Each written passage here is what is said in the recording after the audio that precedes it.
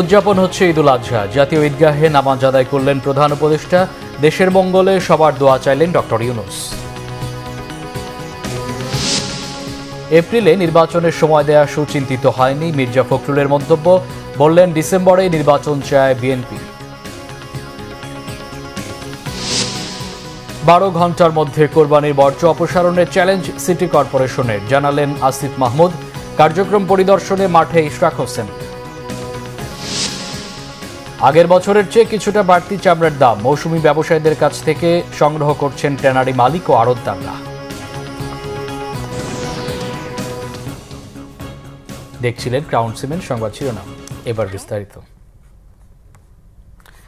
পবিত্র ঈদুল আজহা আজ। ত্যাগের মহিমায় ভাস্বর আনন্দের একটি দিন। হজরত ইব্রাহিম আলাইহিসসালাম ও হজরত ইসমাইল আলাইহিসসালামের স্মৃতি বিজড়িত এই ঈদ উদযাপিত হয় জিলহজ মাসেই। জাতীয় ঈদগাহে প্রধান ঈদ জামাতে অংশ নেন প্রধান উপদেষ্টা ডক্টর মোহাম্মদ ইউনূস। দেশের মঙ্গলে সবার কাছে দোয়াও চান তিনি। সরকারের উপদেষ্টা পরিষদের সদস্য, বিচারপতি, কূটনীতিক, উচ্চ পর্যায়ের কর্মকর্তা সহ সব শ্রেণী পেশার মানুষ এই ঈদ জামাতে অংশ নেন। রিপোর্ট করছেন সিকান্দার রেমান, ছবি তুলেছেন আল মাসুম সবুজ ও জাহাঙ্গীর আলম।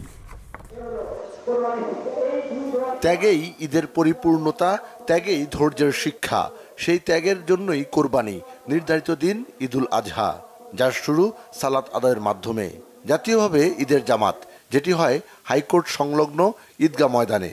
অংশ নেন অন্তর্বর্তী সরকারের প্রধান উপদেষ্টা ডক্টর মোহাম্মদ ইউনূস। সাথে ছিলেন উপদেষ্টা পরিষদের কয়েকজন সদস্য সহ বিভিন্ন শ্রেণী পেশার মানুষ। ঈদের নামাজের পর খুতবায় দেশ ও জাতির সমৃদ্ধি ও মঙ্গল কামনা করা হয়। সারা বিশ্বে মুসলমানদের ঐক্য আরও সুদৃঢ় করার আহ্বান জানান খতিব। স্বল্প কথায় ঈদ শুভেচ্ছা প্রধান উপদেষ্টার।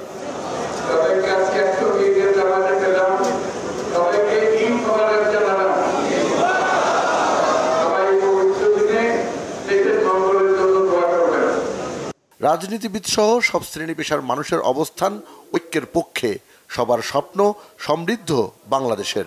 গাজা সহ পৃথিবীর সকল যেখানে আমাদের মুসলমান ভাইয়েরা অত্যাচারিত হচ্ছে, নিপীড়িত হচ্ছে, কাশ্মীরে হচ্ছে, উইঘুরে হচ্ছে, মিয়ানমারে হচ্ছে, সকল জায়গায় যাতে আমাদের মুসলমান ভাইদের প্রতি আল্লাহর রহমত নেমে আসুক। নতুন বাংলাদেশের স্বপ্ন দেখেছি, সেই স্বপ্নটা যেন আজকের সবার দোয়ায় থাকে এবং আমরা সেই স্বপ্নের বাংলাদেশ যেন আমরা গড়তে পারি। আমাদের যত প্রকার হিংসা বিদ্বেষ আছে এগুলো সব ত্যাগ করে আমরা সবাই একাকার হয়ে এই রাষ্ট্রীয় কাজে উন্নয়নের জন্য আমরা ঝাঁপিয়ে পড়বো ইনশাল্লাহ।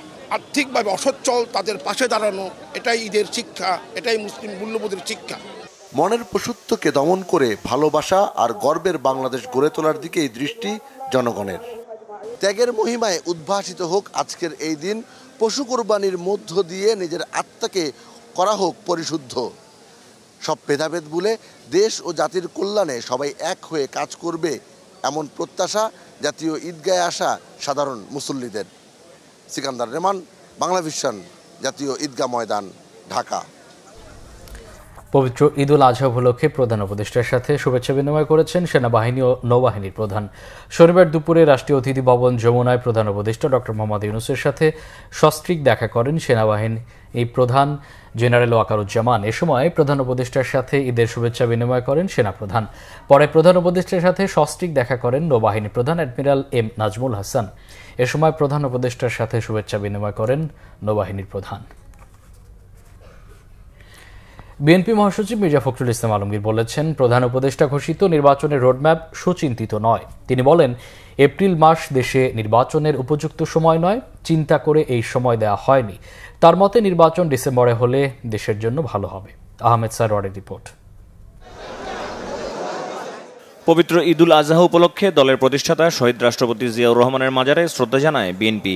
মহাসচিব মির্জা ফখরুল ইসলাম আলমগীরের নেতৃত্বে দলের স্থায়ী কমিটির সদস্য এবং কেন্দ্রীয় ও বিভিন্ন পর্যায়ের নেতাকর্মীদের নিয়ে জিয়ার মাজারে শ্রদ্ধা জানানো হয়। ফাতিহা পাঠ করে শহীদ জিয়ার রুহের মাগফিরাত কামনা করে মোনাজাত করা হয়। পরে সাংবাদিকদের সাথে কথা বলেন বিএনপি মহাসচিব। প্রধান উপদেষ্টা জাতির উদ্দেশ্যে দেয়া ভাষণে আগামী নির্বাচনের জন্য যে সময়ের কথা বলেছেন তা চিন্তা করে দেয়া হয়নি বলে মনে করেন মির্জা ফখরুল। সময়টা খুব চিন্তা করে দেওয়া হয়েছে বলে আমাদের কাছে মনে হয় না। এছাড়া নির্বাচনী প্রচারণা করতে হবে রোজার মাসে, আমরা এর যে মন্তব্য আমাদের যে রিমার্কস আমরা আমাদের স্ট্যান্ডিং কমিটি তারা কালকে রাত্রেই সিদ্ধান্ত নিয়ে আলোচনা করে মতামত জানিয়েছেন। আমরা মনে করি যে ডিসেম্বরেই নির্বাচন হওয়া সম্ভব এবং সেটাই জাতির জন্য সবচেয়ে উপযোগী হবে। বিএনপি মহাসচিব দেশবাসীকে দলের পক্ষ থেকে ঈদের শুভেচ্ছা জানান। ঈদ মোবারক জানাচ্ছি, শুভেচ্ছা জানাচ্ছি। আহমেদ সরওয়ার, বাংলা ভিশন, ঢাকা। কোরবানির পশুর বর্জ্য অপসারণে 12 ঘন্টার চ্যালেঞ্জ নিয়েছে 2 সিটি কর্পোরেশন, জানিয়েছেন স্থানীয় সরকার, পল্লী উন্নয়ন ও সমবায় উপদেষ্টা আসিফ মাহমুদ সজীব ভুইয়া। রাজধানীর কলাবাগান এলাকায় বর্জ্য অপসারণ কার্যক্রম পরিদর্শনে গিয়ে কথা বলেন তিনি। শনিবার রাতের মধ্যেই অনেকাংশে বর্জ্য অপসারণ সম্ভব হবে বলে জানান স্থানীয় সরকার উপদেষ্টা। এজন্য নগরবাসীর সহযোগিতা কামনা করেন তিনি। বলেন, দক্ষিণ সিটিতে বর্জ্য অপসারণে 10,000 পরিচ্ছন্ন কর্মী নিয়োজিত আছে। পরে আসিফ মাহমুদ বিভিন্ন এলাকার বর্জ্য অপসারণ কার্যক্রম পরিদর্শন করেন। ঢাকার 2টা সিটি কর্পোরেশন 12 ঘন্টার মধ্যে এবার পরিষ্কার পরিচ্ছন্নতা করার চ্যালেঞ্জ নিয়েছে। আমরা আশা করছি আজকে রাতের মধ্যেই পুরো ঢাকা পরিষ্কার পরিচ্ছন্নতার যে সিটি কর্পোরেশনের যে কার্যক্রম সেটা সম্পন্ন হবে। দক্ষিণ সিটি কর্পোরেশনের প্রায় 10,000 পরিচ্ছন্নতা কর্মী নিয়োজিত আছেন। আমরা বিশ্বাস করি যে কিছুটা নিয়মের ব্যত্যয় ঘটলেও আমরা বিশ্বাস করি যে এই সময়ের মধ্যেই আমরা পরিষ্কার পরিচ্ছন্নতা সম্পন্ন করতে পারব।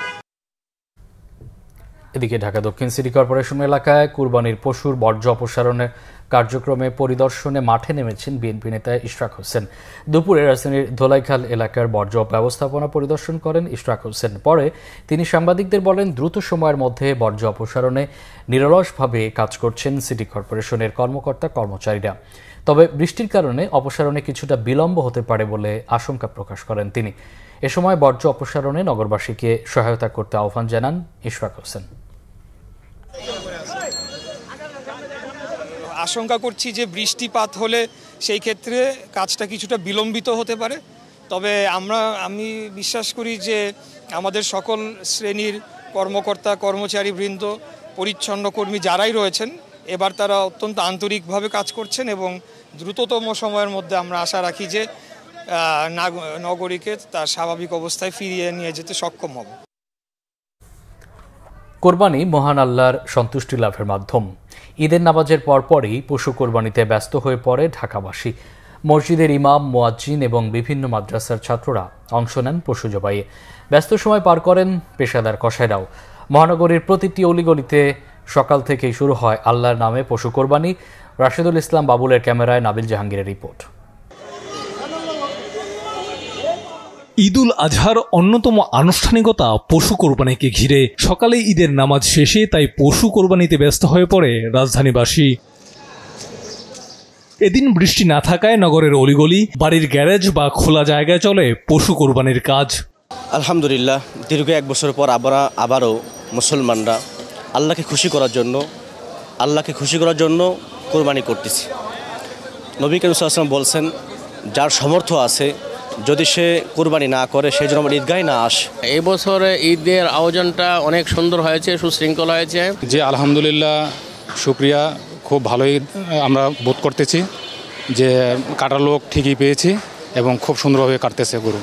সব কিছু মিলে আলহামদুলিল্লাহ, কারণ আমরা যে গরুটা কিনেছি আপনার হাজারীবাগের হাট থেকে, তো আমরা ওইটা আলহামদুলিল্লাহ যে দাম দেখলাম আর পরিবেশ আগের চেয়ে ভালো। আমরা 7টার পরেই আমাদের জামাত শেষ হয়েছে আপনার 7:30টার দিকে, তারপরে আমরা আল্লাহর রহমতে কোরবানি করে ফেলছি। এটা আমরা আলহামদুলিল্লাহ এই বছর গরুর দামও ভালো এবং বাজারও ভালো। আমরা এই গরুটা কিনছি 2,40,000। গত বছরের তুলনায় এবছরের খাদ্যের দাম বাড়ছে। পাবলিকে যারা গরুটা করছে, আপনার লালন পালন করছে, তাদেরও তো একটা খরচ বাড়ছে। তো সেই তুলনায় আলহামদুলিল্লাহ বাজার বা সব দিক দিয়ে অ্যাভেলেবেল। কাটাকাটি যে আমাদের কসাইরা আছে ওনারা কাটতেছে। ব্যবস্থাপনা তো এখন পর্যন্ত ভালো। আর প্রত্যেক বছর যেটা হয় যে আমাদের এখান থেকে সিটি কর্পোরেশন থেকে আমাদের সব কিছু যে বর্জ্য টর্জ্য সব পরিষ্কার করার জন্য ওদের সব ব্যবস্থা করা থাকে। ওরা ব্যাগ দিয়ে যায়, সব কিছু দিয়ে যায়। আর মানে সব শেষ হওয়ার পর ওরা এসে আবার ওই যে বর্জ্য পরিষ্কারের জন্য সব আপনার কাগজ মানে ওই ওষুধ ছিটিয়ে দিয়ে যায়। পেশাদার কসাইরা এদিন 6টি থেকে 8টি পর্যন্ত গরু কোরবানির কাজ করে থাকেন। না, আমি 6টা গরুর কাজ করবো, কিন্তু একটা গরু তো আমার 2 ঘন্টা সময় লাগে। 28 বছর ধরে আমি এই কাজ করি। আজকে কাছে 8টা, কালকে 5টা, 7টার সময় হালাইছি, 1.5 ঘন্টা মনে করেন একটা কমপ্লিট, 1 ঘন্টায় আর ঘন্টা একটা কমপ্লিট করতেছি। কোরবানির বর্জ্য যথাসময়ে পরিষ্কার করবে ঢাকার 2 সিটি কর্পোরেশন, এমনটাই প্রত্যাশা নগরবাসীর। নাবিল জাহাঙ্গীর, বাংলা ভিশন, ঢাকা। গত বছরের চেয়ে সামান্য বাড়তি দামে কোরবানির পশুর চামড়া বিক্রি হলেও সরকারের বেঁধে দেওয়া দামের চেয়ে তা অনেক কম। রাজধানীর পোস্তা ছাড়াও রাজধানীর বিভিন্ন পয়েন্টে মৌসুমি ব্যবসায়ীদের কাছ থেকে চামড়া সংগ্রহের কাজ করছেন ট্যানারি মালিক ও আড়তদাররা। ঢাকায় লবণযুক্ত গরুর কাঁচা চামড়ার দাম সর্বনিম্ন 1,350 টাকা ও ঢাকার বাইরে 1,150 টাকা নির্ধারণ করে দেয় অন্তর্বর্তী সরকার। আড়তদার ও ট্যানারি মালিকরা বলছেন, লবণ ও পরিবহন খরচ যোগ করলে চামড়া প্রতি খরচ পড়ে সর্বোচ্চ 400 টাকা। সেই হিসেবে রাজধানীতে প্রতিটি গরুর কাঁচা চামড়া সর্বনিম্ন দাম হয় 950 টাকা, কিন্তু বেশিরভাগ বিক্রি হচ্ছে 700 থেকে 800 টাকার মধ্যে। এদিকে কোরবানির ঈদে 80 থেকে 85 লাখ চামড়া সংগ্রহের লক্ষ্যমাত্রা নির্ধারণ করেছেন ট্যানারি মালিকরা। সারা বছরের 50 থেকে 60% চামড়া আসে এই মৌসুমে। 10 দিন পর্যন্ত ঢাকার বাইরে থেকে কোনো কাঁচা চামড়া রাজধানীতে ঢুকতে দেয়া হবে না বলে জানান তারা।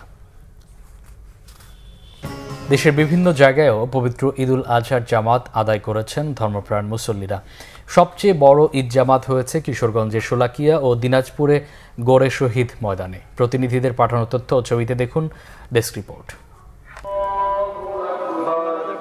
প্রতি বছরের মতো এবারও দেশের বৃহত্তম ঈদের জামাত অনুষ্ঠিত হয়েছে কিশোরগঞ্জের ঐতিহাসিক শোলাকিয়া ঈদগাহ ময়দানে। ঈদের জামাত শুরু হয় সকাল 9টায়। বৃহত্তম ঈদ জামাতে একসাথে নামাজ পড়েন দেশ বিদেশের অসংখ্য মুসল্লি। দক্ষিণ এশিয়ার সর্ববৃহৎ ঈদগাহ দিনাজপুরের ঐতিহাসিক গড়ে শহীদ বড় ময়দানে লাখো মুসল্লির অংশগ্রহণে ঈদুল আজহার নামাজ অনুষ্ঠিত হয়েছে সকাল 8:30টায়। চট্টগ্রামের জমিয়াতুল ফালাহ মসজিদ ময়দানে পবিত্র ঈদুল আজহার প্রধান জামাত অনুষ্ঠিত হয়েছে। এতে ইমামতি করেন জমিয়াতুল ফালাহ মসজিদের খতিব সৈয়দ আলাউদ্দিন আবু তালেব মোহাম্মদ আলাউদ্দিন আল কাদেরি। ময়মনসিংহ জেলার 2500 ঈদগাহ মাঠ ও মসজিদে পবিত্র ঈদুল আজহার জামাত অনুষ্ঠিত হয়েছে সকাল 7:30টায়। জেলা প্রশাসক সহ বিএনপি ও জামায়াতে ইসলামীর স্থানীয় নেতা সহ হাজারো মুসল্লি ঈদের নামাজ আদায় করেন। সিলেটের ঐতিহাসিক শাহী ঈদগাহ ময়দানে পবিত্র ঈদুল আজহার প্রধান জামাত অনুষ্ঠিত হয়েছে সকাল 8টায়। এতে মহানগরী ছাড়াও জেলার বিভিন্ন উপজেলা থেকে ধর্মপ্রাণ মুসলমানরা অংশগ্রহণ করেন। খুলনায় টাউন জামে মসজিদে ঈদের প্রধান জামাত সকাল 7:30টায় অনুষ্ঠিত হয়েছে। এতে ইমামতি করেন মসজিদের খতিব মাওলানা মোহাম্মদ সালে। বিভিন্ন শ্রেণী পেশার মানুষ এতে অংশ নেয়। বরিশালে ঈদুল আজহার প্রধান জামাত অনুষ্ঠিত হয় সকাল 7:30টায় নগরীর হেমায়েতুদ্দিন ঈদগাহ ময়দানে।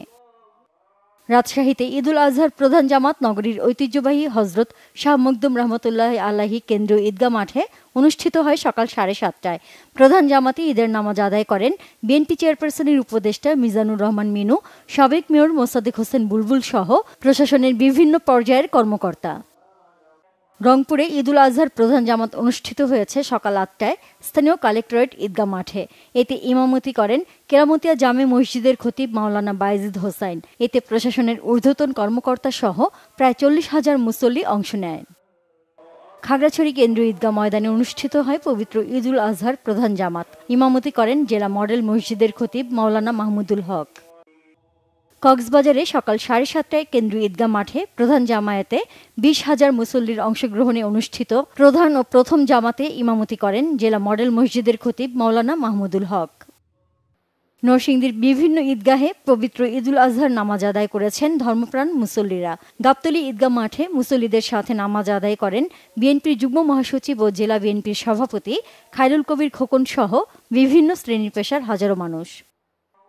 বাগেরহাটের বিশ্ব ঐতিহ্য 60 গম্বুজ মসজিদে ঈদুল আজহার প্রধান জামাত অনুষ্ঠিত হয়েছে। ব্রাহ্মণবাড়িয়ায় শহরের কাজীপাড়া কেন্দ্র ঈদগাহ মাঠে ঈদের প্রধান জামাতে ইমামতি করেন জেলা জামিয়া ইউনুসিয়া ইসলামিয়া মাদ্রাসার মুহাদ্দিস মাওলানা আবু বক্কর। গোপালগঞ্জে সকাল 7:30টায় কেন্দ্রীয় পৌর ঈদগাহ ময়দানে ঈদের প্রধান নামাজ অনুষ্ঠিত হয়। এ নামাজে ইমামতি করেন কোর্ট মসজিদ ইমাম মাওলানা হাফিজুর রহমান। জয়পুরহাট কেন্দ্রীয় ঈদগাহ ময়দানে ঈদের প্রধান জামাত অনুষ্ঠিত হয় সকাল 7টায়। এতে ইমামতি করেন স্থানীয় কেন্দ্রীয় মসজিদের স্থানীয় খতিব হাফেজ ইউসুফ আলী। রাজনীতিবিদ, আইনজীবী সহ সরকারি কর্মকর্তারা ঈদ জামাতে অংশ নেন। Nazneen Akter, Bangla Vision, news desk. পশু কোরবানির পর চট্টগ্রাম নগরীতে কোরবানির বর্জ্য অপসারণে নেমেছেন সিটি কর্পোরেশনের ৪,২০০ কর্মী। আর নগরীর বিভিন্ন ওয়ার্ড ঘুরে ঘুরে এই পরিচ্ছন্নতা কার্যক্রম সরাসরি তদারক করছেন city mayor doctor Shahadat Hossain. সকালে ঈদুল আজহার নামাজ আদায়ের পরপরই নগরীর পাড়া মহল্লায় সড়কে পশু কোরবানি শুরু হয়। পশু কোরবানির পরপরই dump truck, compactor, pay loader সহ ৩৬৯টি গাড়ি নিয়ে এসব পরিচ্ছন্নতা কর্মী পাড়া মহল্লায় ঘুরে ঘুরে বর্জ্য সংগ্রহ করছেন। সঙ্গে সঙ্গে পানি ও ব্লিচিং পাউডার ছিটিয়ে কোরবানির স্থানটিকে পরিচ্ছন্ন করা হচ্ছে।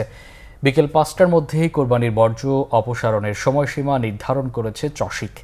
বর্জ্য অপসারণ সংক্রান্ত যে কোনো বিষয়ে তাৎক্ষণিক যোগাযোগের জন্য নগরীর দামপাড়া অফিসে একটি নিয়ন্ত্রণ কক্ষ খোলা হয়েছে। সেখানে 2টি হটলাইন নম্বরে যোগাযোগ করলে তাৎক্ষণিক ব্যবস্থা নেওয়া হবে বলেও জানানো হয়েছে। এছাড়াও যারা আগামীকাল পশু কোরবানি করবে সেসব বর্জ্য দ্রুততার সাথে পরিষ্কার করে ফেলা হবে বলে জানিয়েছেন সিটি মেয়র। পানির হাহাকার চলছে ঝালকাঠি পৌরসভায়। তীব্র গরমে পানি না পেয়ে নাকাল পৌরবাসী। পানির দাবিতে নানা কর্মসূচিও পালন করছেন তারা। নষ্ট পাম্প ও নাজুক সরবরাহ ব্যবস্থাকে দুষছেন। শিগগিরই ব্যবস্থা নেওয়ার আশ্বাস দিয়েছে কর্তৃপক্ষ। ঝালকাঠি প্রতিনিধি মোহাম্মদ মাসুদুল আলমের পাঠানো তথ্য ছবিতে দেখুন ডেস্ক রিপোর্ট। কলসি নিয়ে লাইনে দাঁড়িয়ে দীর্ঘ অপেক্ষায়ও মিলছে না পানি। প্রায় 2 বছর ধরে দিনের বেশিরভাগ সময় পানি পাচ্ছে না ঝালকাঠি পৌরসভার ৩,০০০-এর বেশি গ্রাহক। গ্রীষ্মে সংকট আরও তীব্র হয়। ঝালকাঠি পৌরসভায় পানির মোট গ্রাহক ৮,৫০০। পৌরসভার কাঠপট্টি, লঞ্চঘাট, কলাবাগান, কৃষ্ণকাঠি, গুরুধাম সহ বিভিন্ন এলাকায় প্রতিদিন পানির জন্য চলে সংগ্রাম। দিনের বেশিরভাগ সময় পানি পাওয়া যাচ্ছে না। খাওয়া, গোসল, রান্নাবান্না সহ দৈনন্দিন কাজে চরম দুর্ভোগে পৌরবাসী। বেশি দুর্ভোগে পৌর শহরের ৩ ও ৯ নম্বর ওয়ার্ডের বাসিন্দারা। পৌর কর্তৃপক্ষের গাফিলতিকে দুষছেন ভুক্তভোগীরা। পানির দাবিতে পৌর ভবন ঘেরাও এবং মানববন্ধন করছেন তারা। পানির জন্য তারা গোসল করতে পারতেছে না। দেখা যায় যে সারাদিনে পানি থাকে না, রাত্র 12টা-1টার পরে পানি আসে। সেই পানি দিয়ে আমরা কি করব? পানির বিল মাস গেলে 620 টাকা পানির বিল নেই, সেটা একটাও কমায় না। এর কারণটা কি? ঘরের জীব, মেয়ে, ছেলে মেয়ে সব বয়স্ক মানুষ সব নদীতে গোসল করার লাগে, কোনো টাইমে পানি পায় না। সকাল থেকে একটা রাত 12টা পর্যন্ত পানিই পাই না। রান্না বান্নার সমস্ত কাজ আমাদের এই নদী থেকে নিতে, অথচ দেখা যায় মাসে এসে বিল অনেক টাকা আসে। একটি এলাকায় মাসে 30 দিনের মধ্যে 25-26 দিন কিভাবে পানি থাকে না। পানি সরবরাহের জন্য সনাতন পদ্ধতি বাদ দিয়ে পুরো প্রক্রিয়াকে আধুনিকায়ন করে শিগগিরই এই সমস্যা সমাধানের আশ্বাস দিয়েছে পৌর কর্তৃপক্ষ। 4টি নতুন পাম্প করবে, 50 কিলোমিটারের উপরে পাইপলাইন করবে এবং বিদ্যুৎ অফিসের সামনে একটি ট্রিটমেন্ট প্ল্যান করবে, যে আমরা এখন যেভাবে সরাসরি পানি দিচ্ছি ওটাকে তারা ট্রিটমেন্ট করে পানি সরবরাহ করবে, যার ফলে ঝালকাঠিবাসী আগামী 2050 সন পর্যন্ত পানির সংকট থেকে উত্তরণ হবে। পানি সংকট নিরসনে কার্যকর পদক্ষেপ নেওয়ার দাবি ভুক্তভোগীদের। Bangla Vision news desk. সংবাদ শেষ করব কারণ সেভেন শিরোনামগুলো আরেকবার জানিয়ে। উদযাপন হচ্ছে ঈদুল আজহা। জাতীয় ঈদগাহে নামাজ আদায় করলেন প্রধান উপদেষ্টা। দেশের মঙ্গলে সবার দোয়া চাইলেন ডক্টর ইউনূস। এপ্রিলে নির্বাচনের সময় দেওয়া সুচিন্তিত হয়নি, মির্জা ফখরুলের মন্তব্য। বললেন ডিসেম্বরেই নির্বাচন চায় বিএনপি।